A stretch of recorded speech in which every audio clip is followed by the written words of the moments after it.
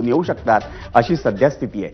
कारण प्रभाग क्रमांक 18 मध्ये रेखा चौधरी यांचा एकमेव अर्ज दाखल झालाय।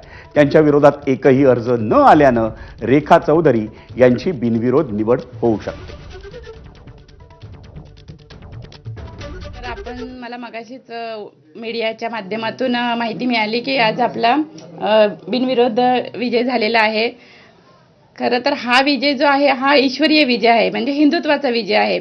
आणि आमचे महाराष्ट्र प्रदेश अध्यक्ष रवींद्रदादा चव्हाण साहेब किंवा आमचे मुख्यमंत्री देवेंद्रजी फडणवीस साहेब, आमच्या महिला मोर्चाच्या अध्यक्ष चित्राताई वाघ आणि आमचे जिल्हाध्यक्ष नंदूजी परब, नानाजी सूर्यवंशी आणि माझे मिस्टर राजनजी चौधरी यांना सगळ्यांनाच हा विजय जो आहे आणि माझे मतदाता या सगळ्यांनाच हा विजय मी समर्पित करते। कारण ह्या सगळ्यांमुळेच आजचा हा विजय जो आहे तो शक्य झालेला आहे।